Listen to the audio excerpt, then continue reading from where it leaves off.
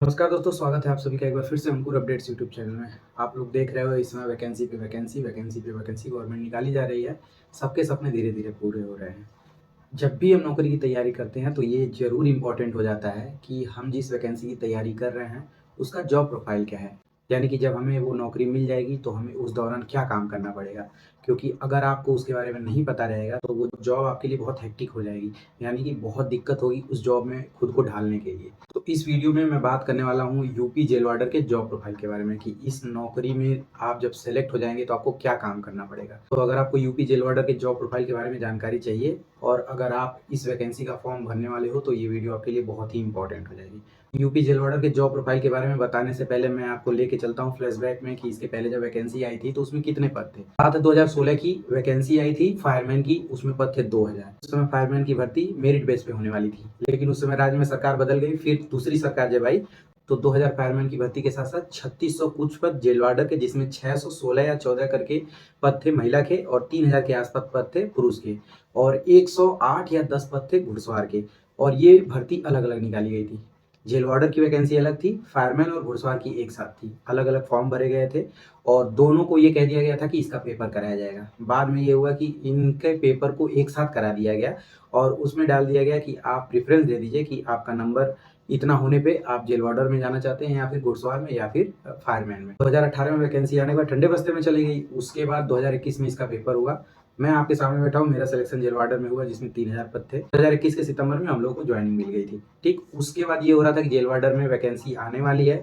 चूंकि जेलों की संख्या दिन प्रतिदिन राज्य में बढ़ती जा रही है और जेल वार्डर की संख्या कम होती जा रही है, कुछ रिटायर होते जा रहे हैं, तो काफी दिनों के बाद 2833 पदों का अधियाचन कारागार विभाग ने उत्तर प्रदेश पुलिस विभाग को दिया है और इसकी वैकेंसी निकलने वाली है। मैं सोचा क्यों ना आपको बहुत अच्छे तरीके से बता दूं कि फॉर्म भरने से पहले आप जान जाओ कि आप जब इस विभाग में आओगे जेल वार्डर के पद पे तो आपको क्या क्या काम करना पड़ेगा।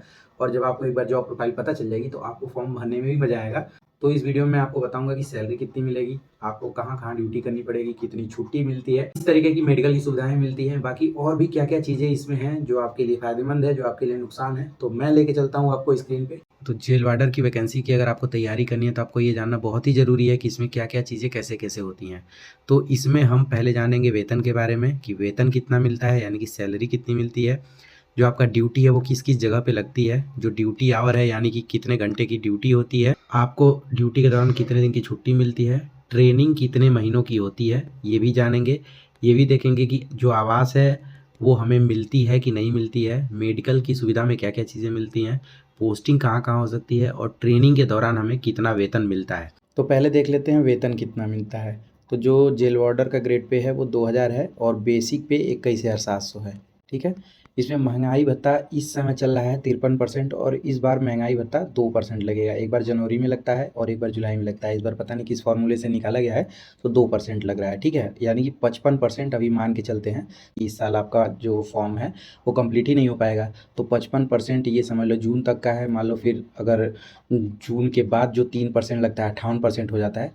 खैर मैं ये मान के चल रहा हूँ, आपको इस जून तक का बता रहा हूँ। ठीक है, तो महंगाई भत्ता 53% है, 2% लग जाएगा तो 55% हो जाएगा। ये बेसिक पे का जब आप 55% निकालोगे तो 11,935 होगा। इसमें जो मकान किराया भत्ता है वो 1200 और 2400 मिलता है। जो छोटे शहर हैं वो वहाँ 1200 मिलता है और बड़े शहरों में 2400 मिलता है, जिसको महानगर बोलते हैं। इसमें समस्या एक है कि भोजन भत्ता नहीं मिलता है, लागू होने वाला है, हो सकता है जब तक आप लोग का सिलेक्शन हो तब तक लागू हो जाए। ठीक है, एनपीएस कटता है बेसिक पे और महंगाई भत्ता का 10%। पुरानी पेंशन की मांग हो रही है बट उसके जगह पे यूपीएस लागू कर दिया गया है, यूनिफाइड पेंशन सर्विस। अब उसमें और इसमें बड़ा माइनर सा डिफरेंस है, वो बाद में मैं आपको बताऊंगा। फिलहाल ये समझ लीजिए कि अगर जैसे बेसिक पे और महंगाई भत्ते का कुल मिला के 34,000 होता है, तो 3400 आपका कटेगा और 3400 ही सरकार देगी। यानी कि दोनों को जोड़ने के बाद उसका जो ब्याज मिलता है वो आपके फ़ायदेमंद होता है या नहीं होता है, ये सब चीज़ें तब होगा जब आप ज्वाइन कर लोगे। ठीक, सोसाइटी डिडक्शन के नाम पे 10 रुपये कटते हैं और 30 रुपये ये ग्रुप इंश्योरेंस स्कीम के नाम पे कटते हैं। जीआईएस एसएवी के नाम पे 70 रुपये कटते हैं। ठीक है, टोटल अगर आप काउंट करोगे तो 21,700 हो जाएगा आपका बेसिक पे, 11,935 डीए हो जाएगा। 2400 मान के चलते हैं कि आपका महानगर में पोस्टिंग होता है और जो ये आपका अगर आप निकालोगे एनपीएस और प्लस जो जीआईएस है सभी ये सारे जोड़ के 3473 होते हैं। इसमें माइनस करोगे तो 32,562 रुपये अगर जून के बाद आपकी ज्वाइनिंग होती है तो मिल जाएंगे। लेकिन ऑब्वियस है कि अगले साल में मिलेंगे, तो इसका मतलब ये समझ लो कि कम से कम 1,000 रुपये इससे और ऊपर चला जाएगा। और अगले ही साल लागू होने वाला है जो 8वां वेतन आयोग है, तो उम्मीद है कि जो सैलरी है वो कम से कम 8-10 हज़ार रुपये बढ़ सकती है। ये उम्मीद पे ही बता रहा हूँ, ठीक है। अभी ये मत कहना कि सर बढ़ेगी कि नहीं बढ़ेगी, मैं मोटी मोटा अभी आपको बता देता हूँ। एक साल में 2 बार महंगाई भत्ता लगता है, कभी 3% कभी 4%, इस बार 2% लग रहा है, ठीक है। और वेतन वृद्धि एक साल में 3% होता है, समझ गया। मतलब 2 बार मान लो 3% वो प्लस 3%, मतलब 9-10% के आसपास एक साल में वेतन बढ़ता है। और साल में एक बार 1800 रुपये वर्दी भत्ता मिल जाता है, ठीक है। और इसमें एक फ़ायदा ये रहता है कि जो मार्च महीना होता है उसमें 2 बार सैलरी आती है, चूँकि जो संडे वनडे की छुट्टी होती है वो आप लोग को मिलेगी नहीं, तो उसी के बदले में इसकी जगह पे ये दिया जा रहा है। अब मेडिकल वाला जो लीव है उसमें जो सरकार देती है वो तो देती ही है। अब जो आपका बैंक ऑफ बड़ौदा है उससे एमओयू साइन हो गया है, ठीक है, कारागार विभाग का। तो मतलब बाई चांस आपको कोई दिक्कत ना हो, लेकिन अगर कुछ होता है तो 1 करोड़ से ज़्यादा एक्सीडेंटल या फिर किसी और, तो आई थिंक आप लोग अच्छे से समझ गए होंगे कि जो आपकी सैलरी है वो कितनी मिलने वाली है। सब सिविल पुलिस के ही सिमिलर है, बट इसमें भोजन भत्ता नहीं मिलता है। अब आगे देखते हैं कि ड्यूटी पॉइंट कौन कौन सी है। सिविल पुलिस का तो ड्यूटी पॉइंट आपको अच्छे से पता है, लेकिन जो जेल की ड्यूटी है ना वो एकदम ही अलग होती है। चूँकि आपको पता है कि एक ऐसा विभाग है जो बंद 4 दीवारी के अंदर होता है। जो मैं आपको बता रहा हूँ ये शायद आपको कोई नहीं बताएगा, क्योंकि मैं एक खुद जेल वार्डर हूँ, तो मुझे बहुत ही बारीकी से पता है कि किस किस जगह ड्यूटी लगती है। अगर आप ज्वाइन करने से पहले या फिर फॉर्म डालने से पहले देख लोगे तो आपको बहुत ही आसानी होगी। पहले से ही माइंड में रहेगा कि अरे चलो हम तो जान ही रहे थे कि इसका जॉब प्रोफाइल इसी टाइप का है, तो कोई दिक्कत नहीं होगी। हम लोग को तो इस नौकरी के बारे में कुछ भी नहीं पता था। तो देखो, मेन होता है संतरी ड्यूटी, गेटकीपर ड्यूटी, तलाशी ड्यूटी, मुख्य प्राचीर ड्यूटी या फिर पोस्ट सुरक्षा ड्यूटी। 5वां है मेनवाल गढ़ी ड्यूटी। मैं साथ ही साथ आपको बताते चलता हूँ। Public barrack duty, video conferencing duty, बाहर हॉस्पिटल ड्यूटी, डाक ड्यूटी, कमांड ड्यूटी, बंगला ड्यूटी, अंदर बाग कमांड ड्यूटी, हमराह ड्यूटी, मुलाकात ड्यूटी, बंदी कल्याणकारी canteen duty, high security barrack सुरक्षा ड्यूटी, ऑफिस ड्यूटी, सर्किल घड़ी ड्यूटी, अंदर हॉस्पिटल ड्यूटी। देखो, मैं आपको यहीं से बता देता हूँ कि किस किस ड्यूटियों में क्या क्या काम करना पड़ता है। तो जो संतरी ड्यूटी होता है वो गेट के बाहर सुरक्षा में लगा हुआ रहता है। कोई अधिकारी आता है तो उनको सलामी देना काम, और अंदर जो लोग मुलाकाती जाते हैं उनका तलाशी का काम सहायक संतरी का होता है और संतरी होता है। तो 2 लोग यहाँ पे ड्यूटी लगते हैं। जो गेट कीपर होता है वो मेन गेट को खोलने और बंद करने की जिम्मेदारी उठाता है। जो बड़े अधिकारी हैं जेल के, यानी कि जो जेलर और अधीक्षक हैं, उनके ही आने पे बड़ा गेट खुलता है, या फिर कोई ट्रक से सामान आता है तब खुलता है, या फिर कोई जिले का बड़ा अधिकारी या फिर कोई मंत्री या विधायक आता है तब बड़ा गेट खुलता है। उसके बाद जब अंदर आप घुसेंगे तो एक सिपाही ड्यूटी पे लगा रहता है, वो तलाशी करता है। तलाशी सिपाहियों की भी होती है, बाहर से आने वाले हर उन व्यक्तियों की होगी जो अपने परिवार के बंधु हुए कैदी से मिलने आते हैं। तो ये ध्यान रखिएगा कि आपकी भी तलाशी वहाँ पे होती है कि कहीं आप गलत सामान तो अंदर लेके नहीं जा रहे हैं, जो कि वहाँ पे अलाउ नहीं है। एक ड्यूटी होती है मुख्य प्राचीर यानी कि मेन वाल, और एक ड्यूटी होती है पोस्ट सुरक्षा। मेन वाल का मतलब जो बाहर आपको बड़ी दीवार दिखती है उसके थोड़ा अंदर एक छोटी दीवार होती है, उनके बीच में जो जगह होता है वहाँ पे वहाँ पे पोस्ट बनाया जाता है। 7 पोस्ट होता है, सातों पोस्ट पे एक एक सिपाही या एक एक गैप पे एक एक सिपाही होता है। जैसे मान लीजिए ये स्क्वायर शेप में जेल है, ठीक है, तो अंदर एक दीवार रहेगी, एक बाहर दीवार रहेगी। हर कोने पे ये मान के चलिए यहाँ यहाँ पोस्ट सुरक्षा पे सिपाही बैठे रहेंगे। जो मेन वाल प्रभारी होता है उसका काम होता है ऐसे इसका चक्कर लगाएगा, सब सिपाहियों से साइन करा के फिर आएगा मेन जो जीडी है उस पर लिखेगा कि मेन वाल का गश्त किया, कुशलता पाया। इस पे सुरक्षा इस वजह से लगाया जाता है कि कोई कैदी कूद के भाग ना जाए। तो इसका जो ड्यूटी होता है मेनली ये होता है। मेन वाल प्रभारी की जो ड्यूटी होती है उसी को मेन वाल घड़ी ड्यूटी कहते हैं। जो सर्किल और बैरक सुरक्षा ड्यूटी होती है उसका मेन काम होता है वो अंदर जाता है बैरक में। मान लीजिए अगर 50 कैदी बंद हैं तो पहले काउंट करेगा कि 50 कैदी हैं कि नहीं, सब ठीक है ना। उसके बाद आके जीडी में सामने वाले सिपाही से चार्ज लेगा, उसके बाद उसको रिलीज़ कर देगा, वो बाहर चला जाएगा सिपाही। फिर उसके बाद उसकी जिम्मेदारी होती है टाइम से उनको खाना दिलवाना, टाइम से उनको बंद करना, टाइम से उनको खोलना। अगर किसी की तबीयत ख़राब होती है तो उनको जेल में ही बने हॉस्पिटल में शिफ्ट कराना। ये सब जो जिम्मेदारी है वो सर्किल या फिर बैरक प्रभारी की होती है। जो 7वीं ड्यूटी है वीडियो कॉन्फ्रेंसिंग ड्यूटी, इसमें एक सिपाही की ड्यूटी लगती है। इसका मेन काम क्या होता है, जो ऐसे कैदी होते हैं जिनको बार बार बाहर नहीं भेजा जाता है तो उनकी पेशी सीधे जेल में बने वीडियो कॉन्फ्रेंसिंग रूम से ही कराई जाती है, और यहाँ पे भी ड्यूटी लगती है। एक ड्यूटी होती है हॉस्पिटल ड्यूटी, एक तो जेल के अंदर ही बना हॉस्पिटल होता है उसमें भी ड्यूटी लगती है, और एक होता है बाहर हॉस्पिटल ड्यूटी। बाहर हॉस्पिटल ड्यूटी का मतलब जेल में अगर कैदी ठीक नहीं हो पा रहा है तो जैसे रेफ़र किया जाता है ना, तो वैसे ही रेफ़र किया जाता है या तो नज़दीकी मेडिकल कॉलेज में, या फिर लखनऊ केजीएमयू या पीजीआई, या फिर दिल्ली एम्स में। तो वहाँ पे सिपाही भी भेजे जाते हैं, तो वहाँ पे भी ड्यूटी लगती है। एक डाक ड्यूटी दो प्रकार की होती है, एक तो जो रोज़ डाक जाती है उसमें एक सिपाही की ड्यूटी लगती है, और एक स्पेशल डाक होता है जैसे मुख्यालय लेके जाना है या फिर किसी जेल पे लेके जाना है, तो उसमें भी सिपाहियों की ड्यूटी लगती है। एक होती है कमांड ड्यूटी। कमांड ड्यूटी का मतलब ये होता है कि जो कैदी जेल के अंदर काम करते हैं, जिनको मेहनताने के रूप में पैसे भी मिलते हैं, तो उनको काम कराने के लिए कैदियों को बाहर लेके आया जाता है, जैसे खेती कराने के लिए या फिर कुछ और काम हुआ तो उसमें सिपाही की ड्यूटी लगती है, तो इसी को कहते हैं कमांड ड्यूटी। ये दिन ड्यूटी होती है। कमांड ड्यूटी में जो दिन में ड्यूटी करेगा उसकी सप्ताह में 1 या 2 बार रात में गश्त लगेगी। वो 2 घंटे के लिए जेल में आएगा और पूरे जेल का गश्त करेगा और सूचना देगा कि सब कुछ ठीक पाया गया।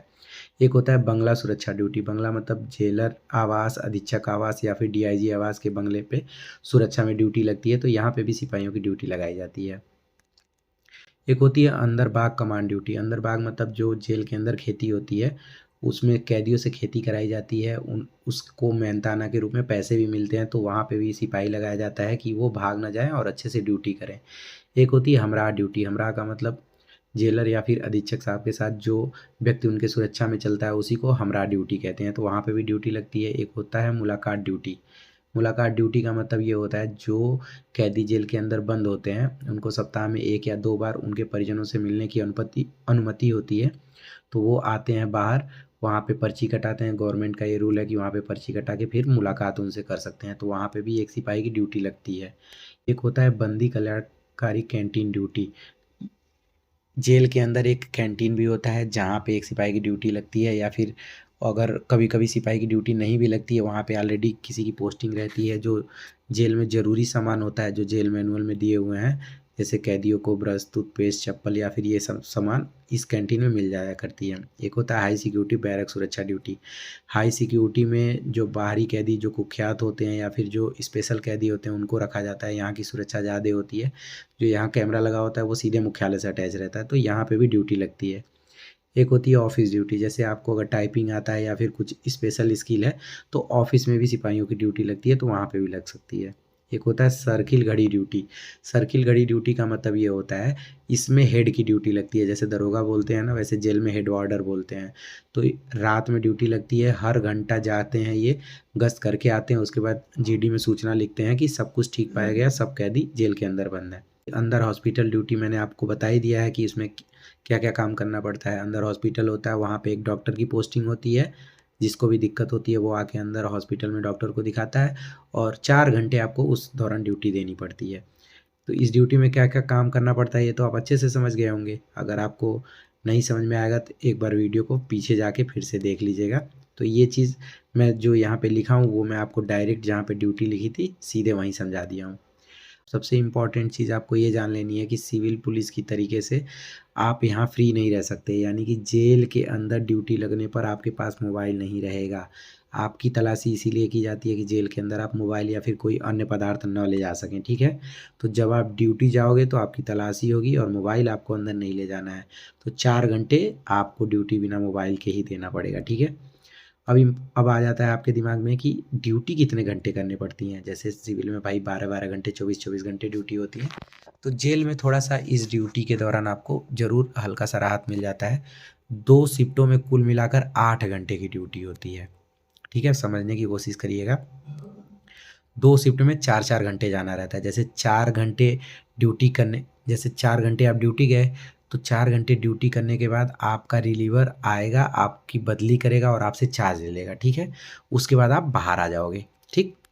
फिर 8 घंटे आपको रेस्ट मिलेगा। अब 8 घंटे एक्यूरेट नहीं मिल पाता है। जैसे मान लो 4 घंटे ड्यूटी किए तो एक्यूरेट क्यों 4 घंटा पूरा होगा, त्यों तो बदली होगी नहीं, ज़रूर उसको आने में 10-20 मिनट 25 मिनट लग जाते हैं, फिर आप आओगे तो आधा घंटा निकल ही जाएगा। तो कुल मिला के बीच में आपको 7 घंटे का आराम मिल जाता है। तो वही मतलब अगर माना जाए तो 8 घंटे आराम करने के बाद दोबारा 4 घंटे की ड्यूटी देनी पड़ती है। तो अगर ओवरऑल देखा जाए तो कुल मिला के 9 घंटे आपको ड्यूटी पड़ी जाती है। शुरुआत में तो आपको समझ में ही नहीं आएगा कि आप नौकरी कैसे करोगे। जैसे हम लोग जब जॉइन किए थे तो बहुत दिक्कत हो रही थी, क्योंकि नींद नहीं पूरी हो पा रही थी ना। ऐसा लग रहा था जैसे सो के गए फिर डायरेक्ट ड्यूटी आ गए। तो 4-4 घंटे करने में शुरू में तो दिक्कत होती है, बाद में जान ही रहे हैं आदत पड़ जाती है। तो कुल मिला के उसके बाद 8 घंटे कब बीत जाते हैं पता ही नहीं चलेगा, लेकिन कुछ दिन बाद आदत पड़ जाएगी। जैसे जब आप नई-नई ड्यूटी करोगे तो वापस आओगे तो ऐसा लगेगा जैसे 7 घंटा बचा, 6 घंटा बचा, 5 घंटा बचा। थोड़ी-सी दिक्कत रहती है, बट कुल मिला के नौकरी है तो जान ही रहे हो, हर चीज़ का अलग-अलग सिस्टम होता है, इसमें अलग टाइप का है। और इसमें एक चीज़ और है कि हर 10 दिन पर ड्यूटी का शिफ्ट बदल जाता है। जैसे अभी मान लो आप 4 से 8 ड्यूटी कर रहे हो, तो 10 दिन बाद 8 से 12 हो जाएगा, उसके 10 दिन बाद 12 से 4 हो जाएगा। तो ये भी दिक्कत होती है। जैसे मान लो आज आप ड्यूटी कर रहे हो 8 से 12, तो आप आने के बाद सो गए, लेकिन हर 10 दिन के बाद आपकी खाने का जो शिफ्ट है वो चेंज हो जाएगा, आपके सोने का शिफ्ट है वो चेंज हो जाएगा। जेलों में 2 तरह की ड्यूटियाँ होती हैं। एक तो ऐसे 4 से 8, 8 से 12, 12 से 4 लगती है। एक होता है 6 से 10, 10 से 2 और 2 से 6, ठीक है?